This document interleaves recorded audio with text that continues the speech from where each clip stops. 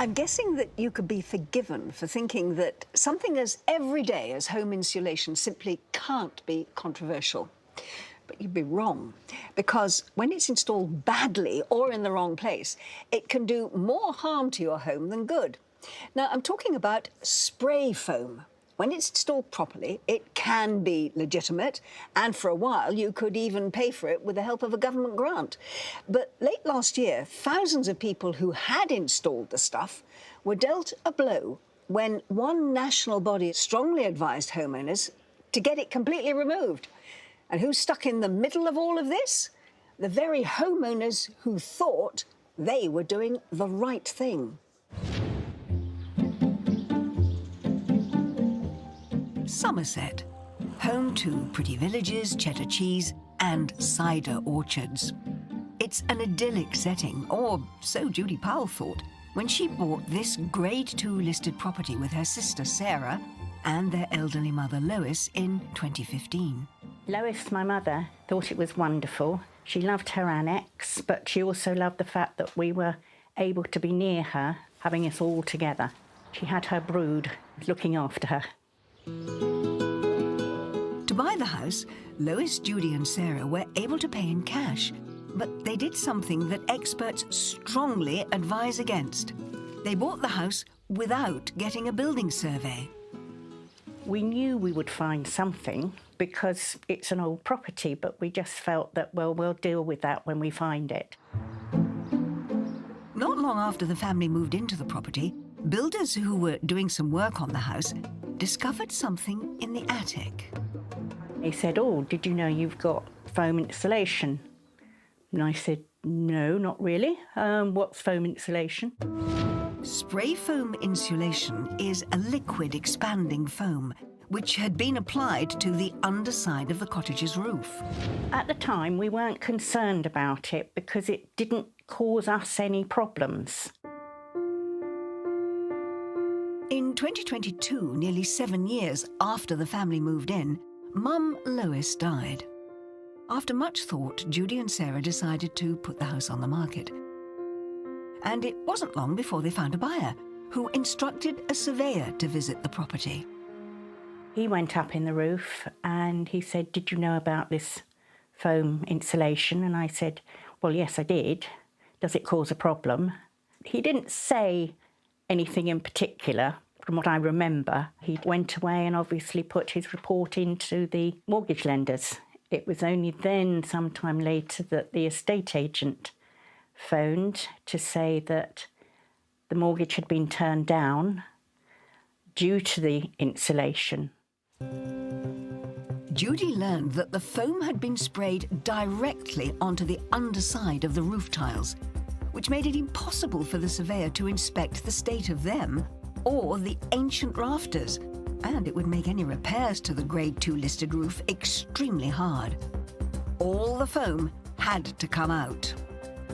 I feel very, very angry over it and very bitter that we've had to pick up the pieces of having it removed. Even though we didn't install it, it's down to us. And financially, it's down to us to do that. Judy tried to get in touch with the company which installed the spray foam for the previous owners in 2013, but it had stopped trading.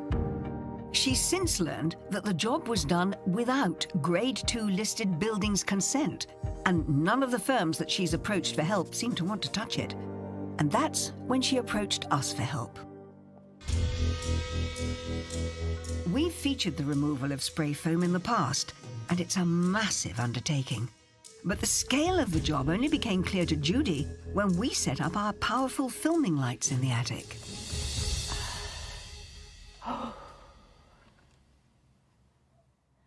It's just amazing. I mean, it looks horrendous. What do they call that? Ghostbusters. It's like the slime. I really can't believe they've done this. It's just awful. I didn't think I would be so emotional over it.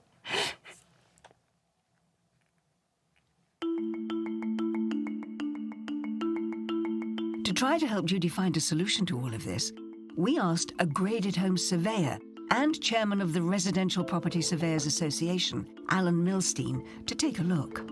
Hello, you must be new. His organisation has been calling for the regulation of the spray foam industry to ensure that homeowners aren't fitting spray foam into their homes where it isn't suitable. His preliminary findings are pretty damning. Sadly, this is one of the worst cases I've come across. We're in a listed building, and doing work like this would require listed building consent, which I understand wasn't done. And what we've got is closed cell spray foam insulation sprayed directly onto the underside of the tiles. Alan believes that the spray foam has to be completely removed, and that the only way to do this would be to take off the entire roof and replace most of the tiles. Adding to the problem, says Alan, is the type of spray foam that's being used in the attic, known as closed cell spray foam. Removal of spray foam, particularly closed cell spray foam, is really, really difficult. It glues itself extremely tightly to the tiles, so removing it is very difficult. Closed cell spray foam, though a good insulator, can also be a barrier to moisture. So Alan says unless a room or loft is well ventilated, condensation can build up. The difficulty is that it then traps the moisture between the foam and the tiles, and that can increase the risk of rot and other defects like woodworm. Sadly, there's only one option, and that is to remove the roof, to remove the foam, which is, of course, not something that we really want to do because it clearly would be a costly business. Alan estimates that the costs for Judy could run into tens of thousands of pounds, all because the wrong type of spray foam was installed on the wrong type of house. It's just wicked. It's just vandalism up there. It's a good word to describe it. And it should never have been put in a Grade 2 listed building. Yep. I don't know which foot to put forward first. I just can feel thousands and thousands of pounds. As Judy now faces up to the very costly work to remove the entire roof, she knows she'll likely lose her buyer too. I'm distraught now. How much that might cost. I don't know that we can ever afford it. It's not just my future, it's my sister's future. We tried to get in touch with the director of the company which originally installed the insulation to find out why he'd put spray foam in a building that isn't suited to it and without listed buildings consent. But our emails, calls and letters all went unanswered. We also contacted the previous owners of Judy's house, but they declined to comment. While Judy's home should never have had spray foam installed in the first place, there are some buildings for which it is more suitable.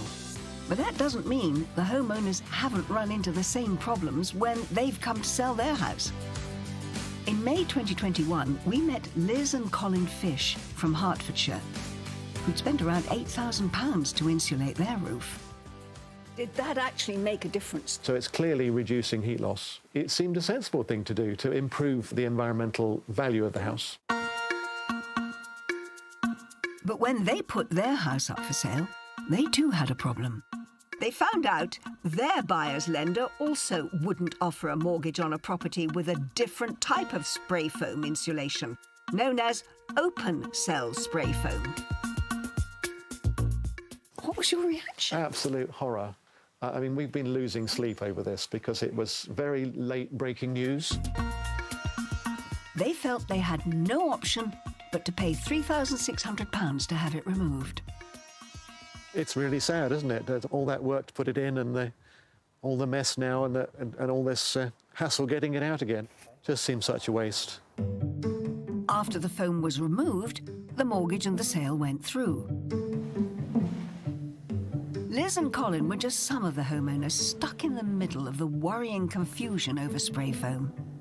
It's marketed as highly effective insulation, and for a while could even be paid for with the help of a government grant. But But without very strict policing of how, where and which type is installed, Alan says mortgage lenders are often nervous about taking on the risk.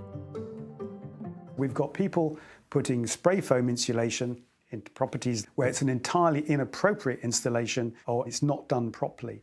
But the problem is that the lenders don't know which is a good installation and which is a bad installation. So it's very important that as an industry, everybody works together to come up with a process that will be acceptable to both the installers and the lenders and the surveyors and the valuers. Until then, Alan's organisation reckons some 250,000 homes could be unmortgageable because surveyors can't make a full assessment of the way it's installed unless they completely remove the spray foam to check for damage. But that's a figure the spray foam industry vigorously refutes. The Insulation Manufacturers Association, the body that represents some of the major spray foam manufacturers in the country, said that claims that all properties with any spray foam application are unmortgageable are untrue and unjustifiable, and that if the installation has been done correctly with all the accompanying pre-installation checks and post-installation documents, there should be no reason for lenders not to provide finance.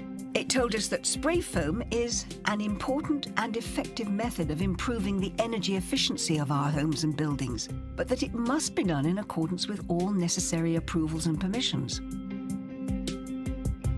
It said that the actual number of cases where there is a genuine reason to remove the spray is very small. It said that anyone in doubt about their spray foam application should contact the main suppliers, who are more than likely to be able to help, adding that, in their experience, this process provides more than enough information for lenders to issue finance. We also spoke to the Royal Institute of Chartered Surveyors, which told us that it doesn't suggest a blanket ban on spray foam insulation, but it does recommend the use of an independent expert who's completely separate from the company offering to install the spray foam. They'll assess whether your home really is suitable for it and whether there might be a more appropriate way to improve thermal performance. RICS also told us it's part of an industry working group on this issue and is in the process of producing guidance for consumers to make an informed decision. It says this will be available by the end of the year. Meanwhile, back in Somerset, Judy is making progress. With Alan's help, she's now clear on exactly what needs to be done. And she's found a surveyor who is liaising with specialist spray foam firms. But she's adamant that the spray foam industry needs to be properly regulated so that others don't end up with the same sky-high bills that she has.